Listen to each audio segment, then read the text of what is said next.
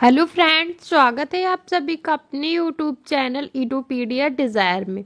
Friends, आज हम discuss करने वाले हैं सीडीपी के कुछ मोस्ट इम्पॉर्टेंट क्वेश्चन आंसर्स जो सीटेट प्रीवियस ईयर्स में पूछे गए हैं। तो फ्रेंड्स, वीडियो को बिना स्किप किए और लास्ट तक ज़रूर देखें क्योंकि ये वीडियो आपके लिए बहुत ही ज़्यादा हेल्पफुल होने वाली है। फर्स्ट क्वेश्चन है, निम्नलिखित का मिलान करें। बुद्धि के प्रकार और अंतिम प्रदर्शन की संभावना।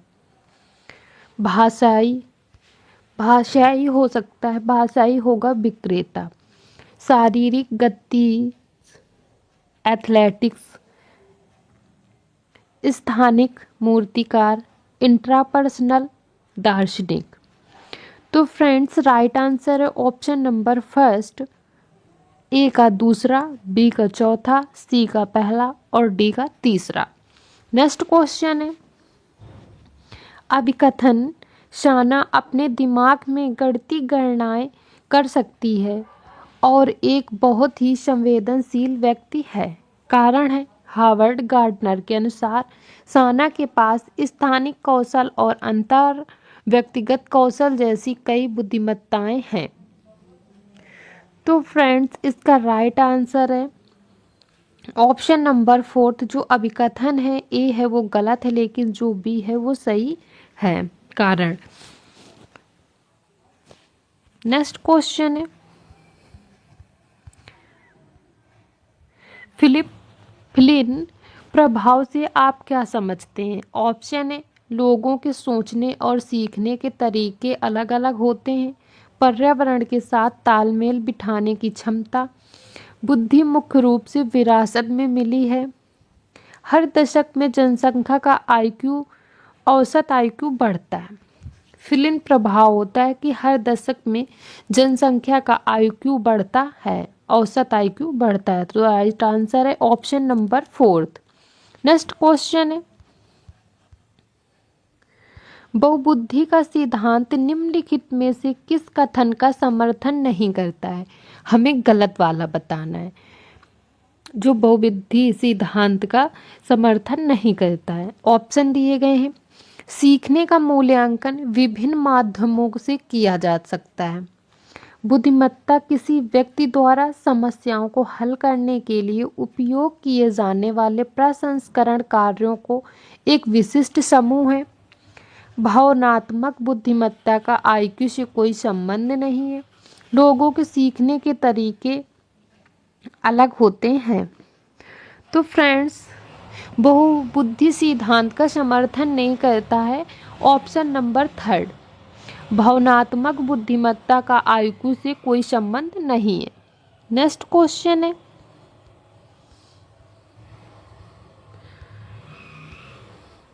पाँच साल के 5 साल के दर्श की मानसिक उम्र 8वां साल है, उसका आईक्यू क्या होगा। ऑप्शन दिए गए हैं 150, 160, 140 या 135। तो फ्रेंड्स, इसमें आईक्यू निकालना है, हमें बुद्धि लब्धि निकालनी है। तो बुद्धि लब्धि होता है, बुद्धि लब्धि का सूत्र होता है मानसिक आयु, इसकी दी गई है 8 वर्ष, और वास्तविक आयु। फ्रेंड्स, फार्मूला होता है आईक्यू का मानसिक आयु अपॉन वास्तविक आयु। तो मानसिक को आयु उसकी दी गई है 8 वर्ष और वास्तविक है 5 इंटू 100। 8/5 इंटू 100। तो इसका राइट आंसर आया 160, ऑप्शन नंबर 2, क्योंकि बुद्धि लब्धि का सूत्र होता है मानसिक आयु अपॉन वास्तविक आयु इंटू 100। नेक्स्ट क्वेश्चन है, निम्नलिखित में से कौन सा एक बच्चे में शारीरिक गति बुद्धि का अंतिम चरण हो सकता है। ऑप्शन दिए गए हैं वक्ता, सर्जन, राजनीतिक नेता या कवि। तो फ्रेंड्स, राइट आंसर है option number second, surgeon. Next question है, गार्डनर के अनुसार किस प्रकार की बुद्धि व्यक्तियों को उच्च स्तर की शारीरिक गति नियंत्रण और अभिव्यक्ति का उपयोग करने में सक्षम बनाती है? ऑप्शन दिए गए हैं अंतर्वैयक्तिक भाषा, अंतर्वैयक्तिक शारीरिक गतिशीलता। तो फ्रेंड्स राइट आंसर है ऑप्शन नंबर 4 शारीरिक गतिशीलता। गार्डनर के अनुसार शारीरिक गतिशीलता बुद्धि व्यक्तियों को उच्च स्तर की शारीरिक गति और अभिव्यक्ति का उपयोग करने में सक्षम बनाती है। नेक्स्ट क्वेश्चन है,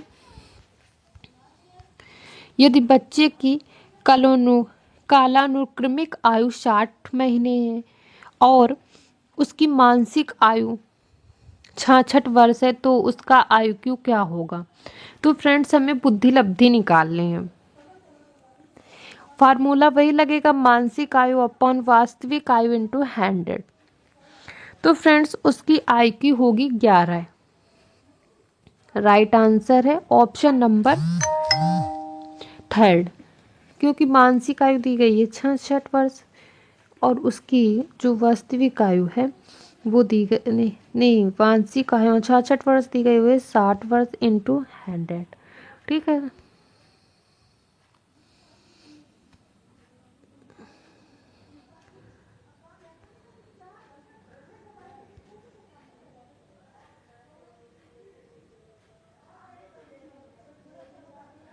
ऐसे आएगा 11 वर्ष। ठीक है, 11 वर्ष ही नहीं मतलब 110 वर्ष, 110 वर्ष आएगा। ये राइट आंसर है ऑप्शन नंबर 3 110। आईक्यू होगा उसका 110। नेक्स्ट क्वेश्चन है, बुद्धि का पहला सिद्धांत था। ऑप्शन है एकल कारक सिद्धांत, 2 कारक सिद्धांत, बहुकारक सिद्धांत या 3 कारक सिद्धांत। तो बुद्धि का जो पहला सिद्धांत है वो एकल कारक सिद्धांत है। Right answer option first. Next question है, दावा जो अभिकथन दिया गया है, एक व्यक्ति अपनी पहचान, भावनाओं, मकसद के बारे में जानता है और जीवन का अर्थ जानता है, उसे बुद्धिमान माना जाना चाहिए। ये तो सही है। और गार्डनर कहते हैं, गार्डनर के सिद्धांत के अनुसार बुद्धि के केवल 3 कारक हैं, व्यवहारिक, रचनात्मक और विश्लेषणात्मक। ये तो गलत है फ्रेंड। तो ए सही है लेकिन आर जो है वो गलत है, तो ऑप्शन नंबर 3 सही है। एक सही है लेकिन आर क्या है, गलत है। नेक्स्ट क्वेश्चन है, भाषाई बुद्धि वाले व्यक्ति को चित्रित करता है। ऑप्शन दिए गए पिच, धुन और स्वर के प्रति संवेदनशीलता, शब्दों के अर्थों और क्रम तथा भाषा के विविध उपयोगों के प्रति संवेदनशीलता, दूसरों की भावनाओं को जानने की क्षमता या मानसिक गतिविधियां करने और तर्क करने की लंबी श्रृंखला बनाने की क्षमता। तो भाषाई बुद्धि वाले व्यक्ति को चित्रित करता है शब्दों के अर्थ और क्रम तथा भाषा के विविध उपयोगों के प्रति संवेदनशीलता। राइट आंसर है ऑप्शन नंबर 2। नेक्स्ट क्वेश्चन है, बुद्धि क्या है? ऑप्शन दिए गए हैं दूसरे की नकल करने की क्षमता, सीखने और परीक्षा में अच्छा प्रदर्शन करने की क्षमता, एक विशिष्ट क्षमता या क्षमताओं का सेट। तो फ्रेंड्स बुद्धि जो है वो है क्षमताओं का सेट। राइट आंसर है ऑप्शन नंबर 4। नेक्स्ट क्वेश्चन है, बुद्धि के बारे में निम्नलिखित में से कौन सा कथन सही है? जो बुद्धि के बारे में कथन सही वो हमें बताना है। ऑप्शन दिए गए हैं बुद्धिमत्ता अनुभव के परिणाम स्वरूप व्यवहार में अपेक्षाकृत स्थायी परिवर्तन है। बुद्धिमत्ता में एक वंशानुगत गुण है जिसमें स्मृति और तर्क जैसी मानसिक गतिविधियां शामिल होती हैं। बुद्धिमत्ता बहुआयामी है जिसमें कई क्षमताएं शामिल हैं जिन्हें पूरी तरह से बुद्धि परीक्षण द्वारा मापा नहीं जा सकता है। बुद्धिमत्ता अविस्तारित तरीके से नापने की क्षमता है।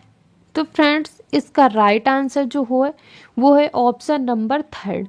बुद्धिमत्ता बहुआयामी है जिसमें कई क्षमताएं शामिल हैं जिन्हें पूरी तरह से बुद्धि परीक्षण द्वारा मापा नहीं जा सकता है।